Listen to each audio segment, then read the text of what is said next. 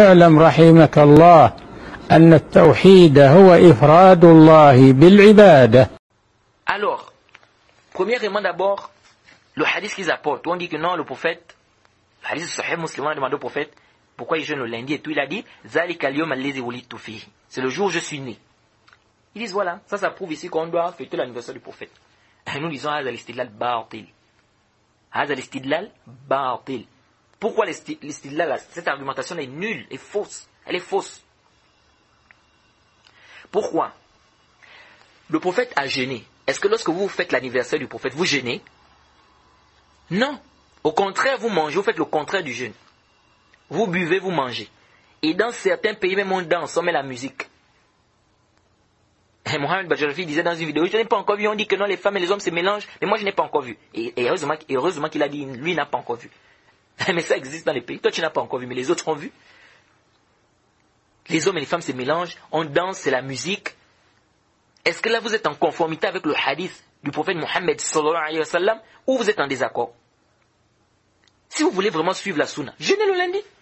Si un musulman jeûne le lundi par adoration et parce que le prophète est né ce jour, nous disons haza haqqun. Nous disons quoi? Haza haqqun. On dit que ça c'est vrai. Quant au fait de danser, chanter, lire la biographie du prophète, tout ça, ça fait partie des muhdathat al-umur. Et regardez comment l'argumentation qu'ils apportent est batil. Ils auraient au moins été un peu proches du hadith.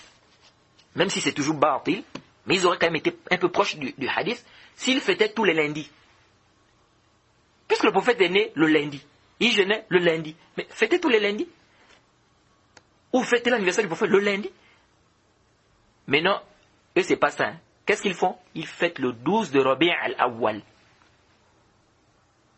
D'autres le 12, d'autres le 10, d'autres peut-être, c'est-à-dire en tout cas le mois de Rabi' al-Awwal. Et même si le Rabi' al-Awwal, le 12 là, si ça tombe mercredi, ils vont fêter. Si ça tombe samedi, ils vont fêter. Si ça tombe un dimanche, ils vont fêter.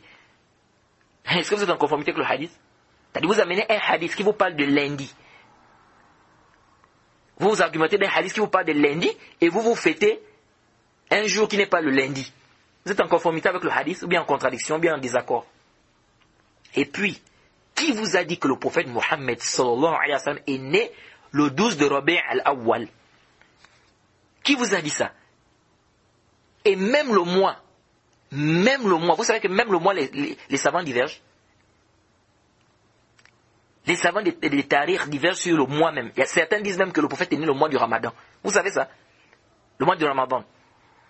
C'est-à-dire même le mois. Parce que l'imam Nawawi dans le Sahih Muslim dit que les savants sont unanimes que c'est Rabi' al-Awwal. Non, il n'y a pas ittifaq. Les savants ne sont pas unanimes que c'est Rabi' al-Awwal. Et vous connaissez tous, hein, quand l'imam Nawawi dit ittafaq al-ulama, ou bien ajma' al-ulama, c'est connu. C'est connu, qu'est-ce qu'il veut dire? On connaît très bien les ijma'at de l'imam Nawawi. Qui vous a dit que le prophète est né le 12 du Rabi' al-Awwal? Qui vous a dit ça? Et prenez déjà ça comme une faïda, de ma part. Prenez ça comme une faïda, comme en guise de profit. Il n'y a aucun hadith, je dis bien il n'y a aucun hadith authentique sur la question. C'est-à-dire aucun hadith qui nous dit la date exacte de la naissance du prophète Mohammed sallallahu alayhi wa sallam. Aucun hadith authentique. Et je lance un défi à Mohamed Bajrafil qu'il m'apporte une seule chaîne de transmission qui tienne debout selon les règles des savants des hadiths qui prouvent que le prophète Mohammed sallallahu alayhi wa sallam est né le 12 de Rabi' al-Awwal, ou qui stipule la date exacte de la naissance du prophète Mohammed sallallahu alayhi wa sallam. Qu'il m'apporte une seule chaîne de transmission, je dis bien. Authentique. Je ne veux pas, oh non, mais tel a dit tel. Non, c'est pas ça. Une seule chaîne de transmission authentique. Selon les principes des savants des hadiths. J'ai dit bien, je lance un défi. Et je rappelle à Mohamed Bajrafil que je suis en faculté des hadiths. Donc pour qu'il sache que je ne parle pas d'un domaine qui m'est étranger. Je suis en faculté des hadiths pour dire à Mohamed Bajrafil quoi? Que je ne parle pas d'un domaine qui m'est quoi? Qui m'est étranger.